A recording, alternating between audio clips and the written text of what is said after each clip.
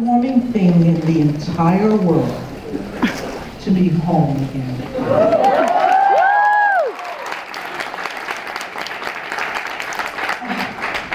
You know, you gotta pass on a message to Len, the chairman of Barnes & Noble.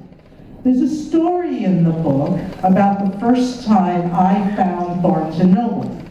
It's when I had to go buy grammar books from first grade through high school. And I asked a number of professors, where should I go? And Peter, who's one of those professors who's here, I think you may have been the one who told me to go to Barnes & Noble in New York. And I went to your first store on 5th Avenue. Now back then, it took up the entire block, and it was a warren of different store entries. It took me about 15 minutes to find the right place to go. So it's fitting that my first event in New York is at the Barnes & Noble.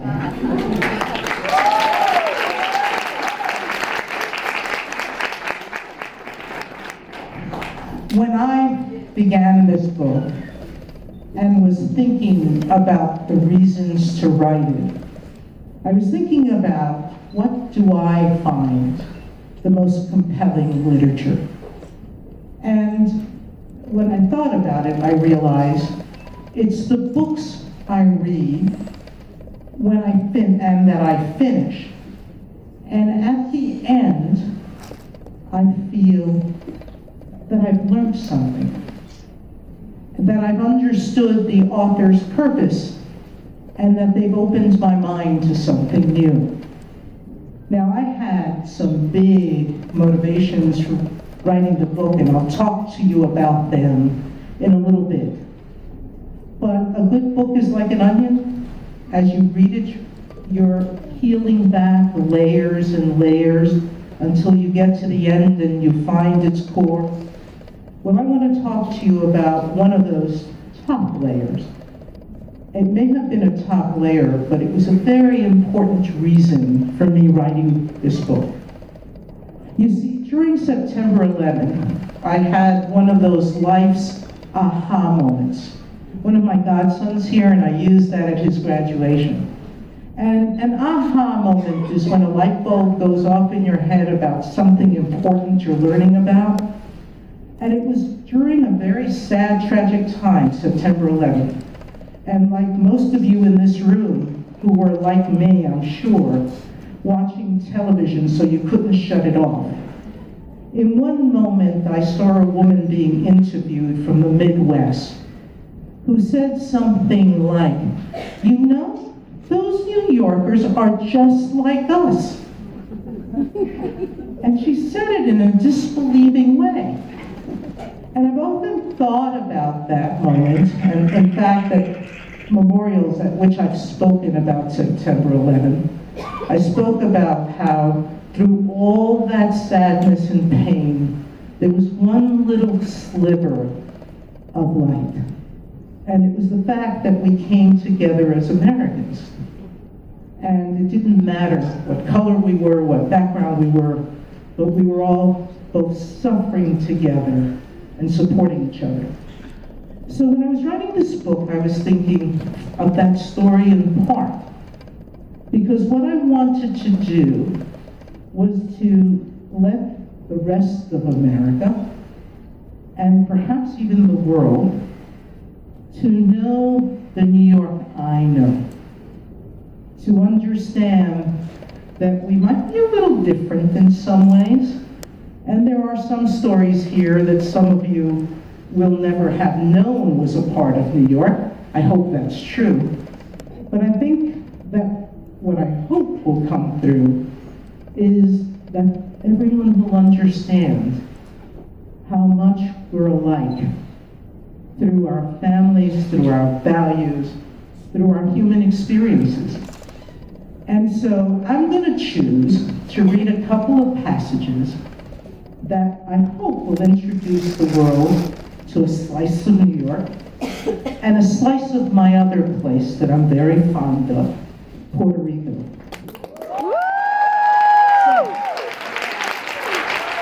Come on, guys, I'm putting you to work. Get up here. You're going to hold this while I read it. All right? This is Tommy. You won't hear too much about him because he was still pretty young when I finished the tale of this story. But he's really grown up now, don't you think? Up to my mouth. I'm still bossing him around, no matter how big he gets. His mother's still laughing. One day I was babysitting for him, and when his mother came back, he said to her, "Mommy, Titi Sonia's not like you, she's tough."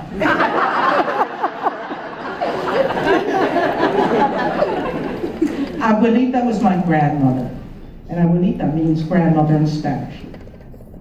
Abuelita was going to cook for a party, and she wanted me to come with her to buy the chickens. I was the only one who ever went with her to the vivero. Nelson, who among my many cousins was closest to me in age, as well as my inseparable co-conspirator in every adventure, also had a special connection with Abuelita. But even Nelson never wanted to go with Abuelita to the vivero on Saturday mornings because of the smell. It wasn't just the chickens that smelled. They had baby goats in pens, and pigeons and ducks and rabbits in cages stacked up against a long wall. The cages were stacked so high that Abuelita would climb up a ladder on wheels to see into the top rows. The birds would be all squawking and clucking and flapping and screeching. There were feathers in the air and sticking to the wet floor, which was slippery when they hosed it down. And there were turkeys with mean eyes watching you. Abuelita inspected all the chickens to find a plump and lively one. I talk in the book about what makes a good lawyer, and I think one of the things is when a lawyer can tell an argument in words that evoke images. Welcome to my vivero.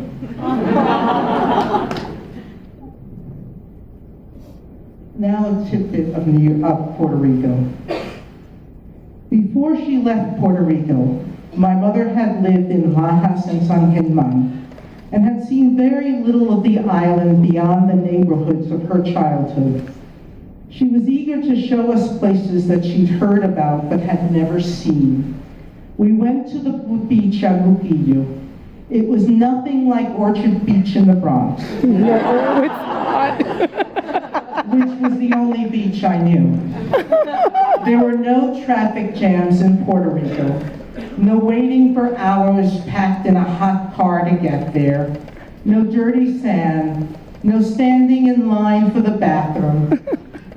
Progress, unfortunately, has caught up with the island since my childhood. I added the unfortunately. And it has its share of traffic jams, but the water is still warm and clear, and the sand is perfectly white. When you look down into the water, you can see the bottom, and it rolls out blue until it meets the blue of the sky. So I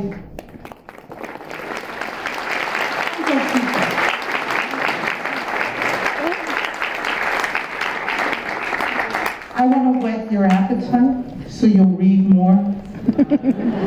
But I do hope you'll find the many layers of description of those that I have put forth that will give you some reminiscences about your own lives here in the city, but perhaps will give others a little view into a slice of a different life, but one with, I hope they'll come to conclude, an equal amount of beauty.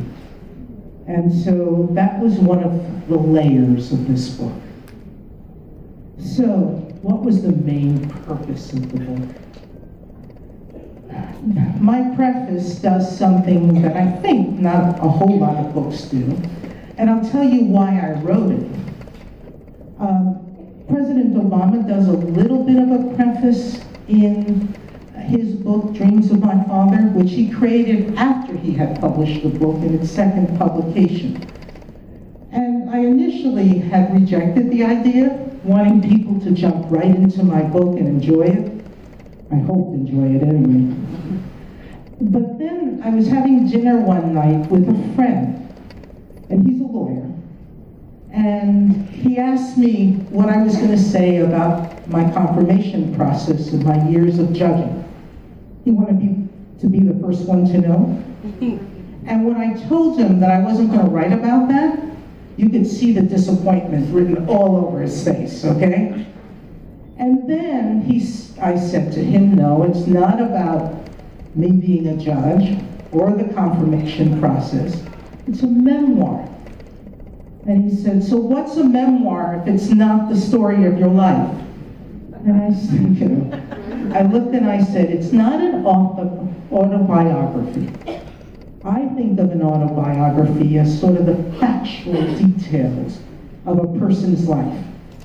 And I knew, although I didn't read hardly any of it, I knew that during my confirmation process, the big details of my life had been written about ad nauseum. And I didn't think anybody really wanted to read about that, okay, anymore.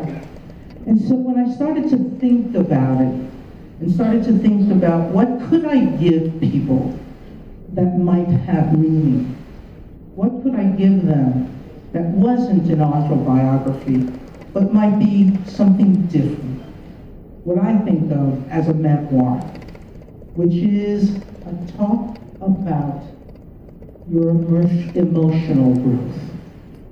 How do you perceive the world subjectively? What's inside of Sonia? And so that's what I wanted to share with the world. Who Sonia is inside. And why did I think it might have some importance to some people? And that became self-evident during my first year on the bench as a Supreme Court Justice. I had countless people of all sorts of backgrounds asking me questions. And as I explained in my preface, most of it was about my professional life, maybe not most of it. At least half of it was about me as a person. But what I quickly realized is that people were idealizing me. They had this sort of image of me, of being somewhere on Mount Olympus because I was a Supreme Court Justice. And I knew one thing, whatever their image was, that wasn't Sonia. And if Sonia, as Sonia, was going to make a difference in the world, it was not by being a Supreme Court Justice, but I hoped by being someone that people could look at and maybe do what one line of one of my most favorite passages in the book is. So, favorite passages because it really summarizes what I hope I may have accomplished as part of the purposes of this book. Tommy, get back here.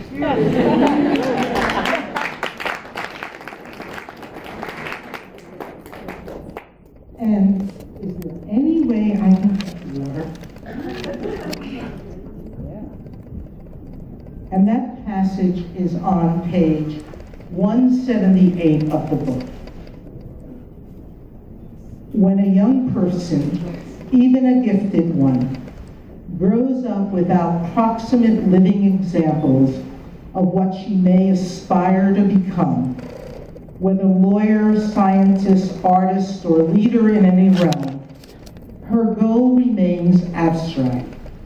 Such models as appear in books or on the news, however inspiring or revered, are ultimately too remote to be real, let alone influential. But a role model in the flesh provides more than an inspiration. His or her very existence is confirmation of possibilities one may have every reason to doubt, saying, yes, someone like me can do this. And so,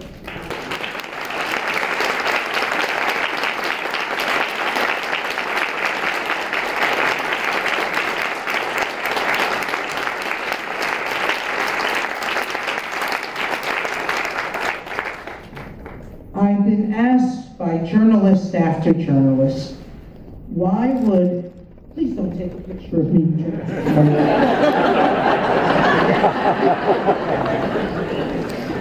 It's an ugly picture.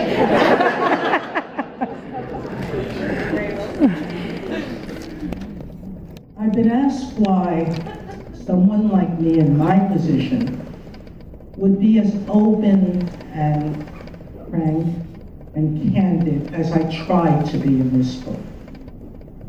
And I explained to them that I didn't want to be that person on Olympus. I wanted to be that ordinary person in this book.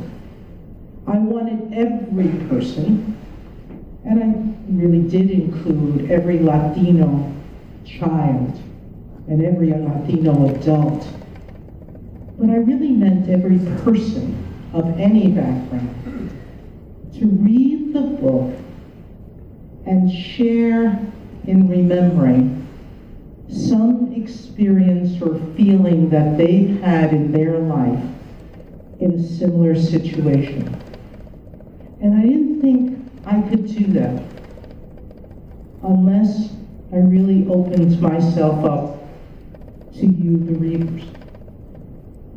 And so what I have very much tried to do in this book is, yes, to share my insecurities, to share my failures, to share those moments that have been heartbreaking for me and difficult for me, in the hopes that as you read how I managed them, you might celebrate what you did to manage those moments.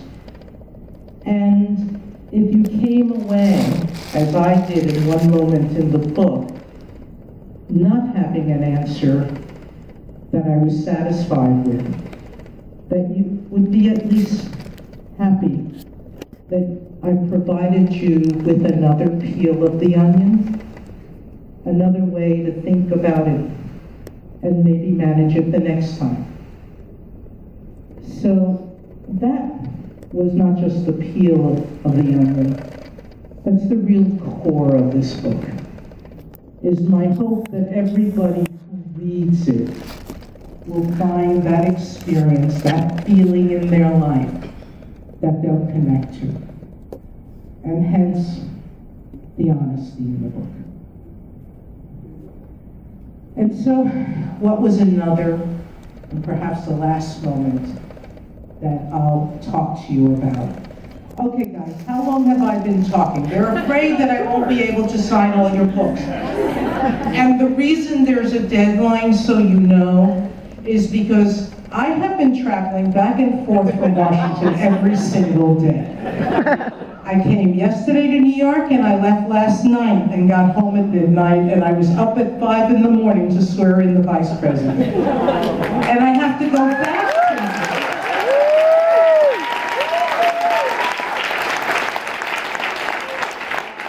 to do the same thing tomorrow.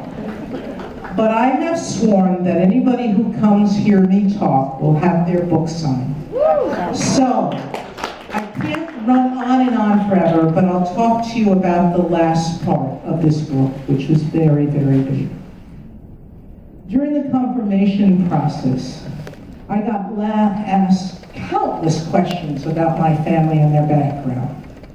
And I got asked a lot of questions that I couldn't answer because I didn't know. Questions as simple as, where is your father's family from in Puerto Rico? And I actually thought my father lived in a part of Puerto Rico that he was born In doing this book, I found out he didn't. He was born someplace completely different than I had imagined.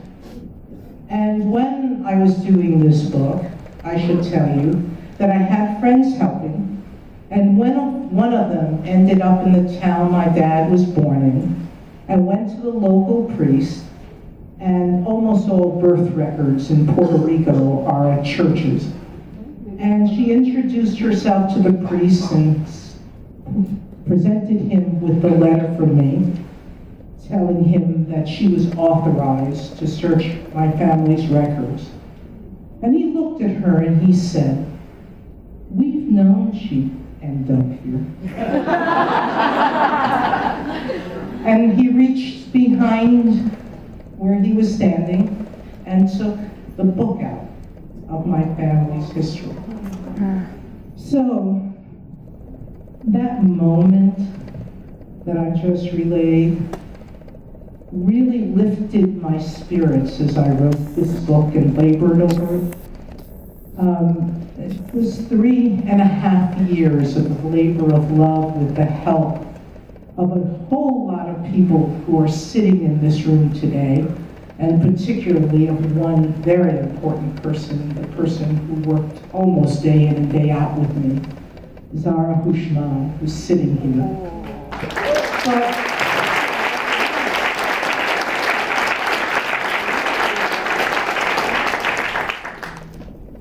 it made me realize that there was a part of this book that was very much a labor of love. The labor of finding out not just more about who I was, but more about where I came from, and more about the people who have loved me so deeply and sacrificed their lives for me. So, my favorite all-time chapter in this book is chapter 7. It's the chapter in which my mother tells more about herself and tells me about a father I never knew and a love affair that I never knew they had had. It was the biggest treasure that I could have unearthed in writing this book, and it will carry me through the waning years of her life in a way nothing else ever could have. You will learn that my dad, during the time, or most of the time I spent with him in my childhood, was dying by killing himself with alcoholism. But those years also colored my perceptions of him and of his life with my mother. And it was so wonderful to find out about that love affair. It's so important to me.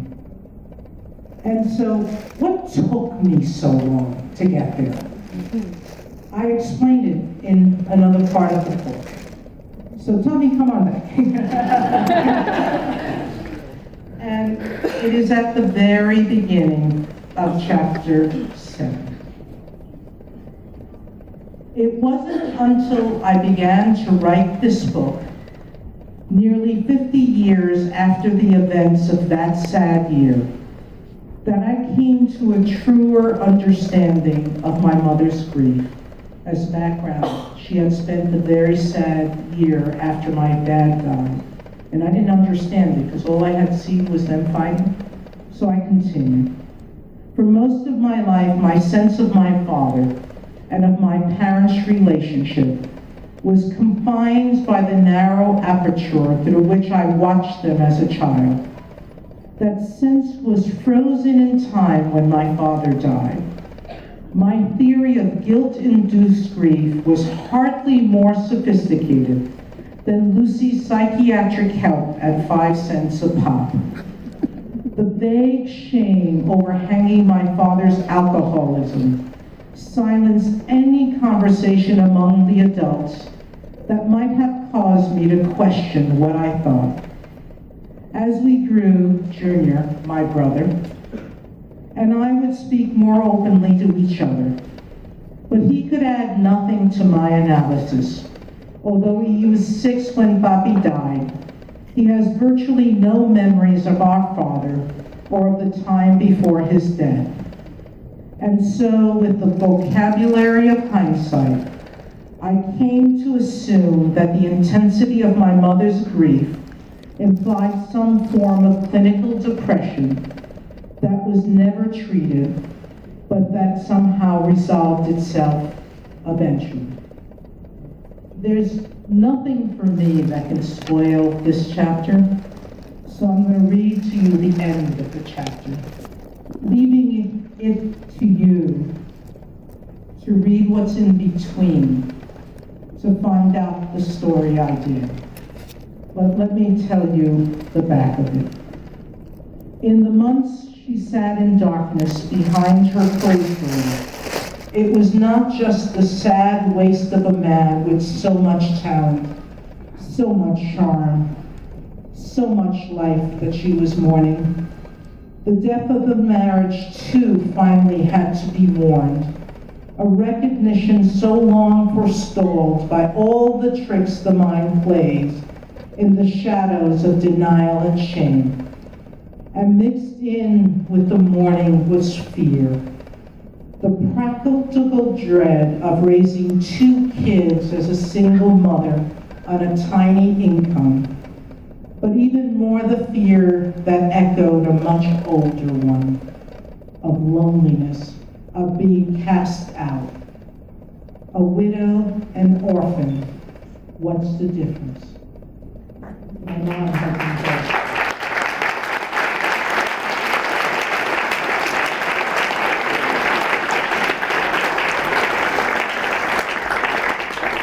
And so the moral of the story, I hope all of you in this room and beyond will read it, will come to know, is for each of you who is blessed today with a living parent, grandparent, aunt or uncle, or someone special who retains the memories of your family, for all these years that you've shut them out, and each time they started to tell a story, you've said, not again.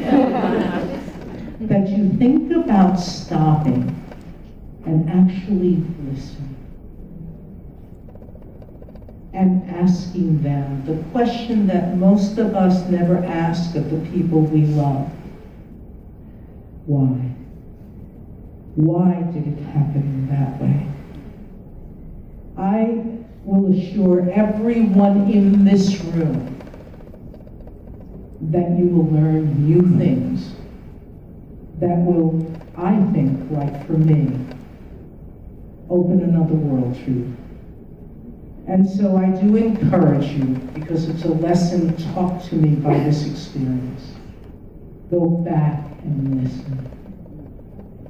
And I see so many mothers in this room who have been a part of my life.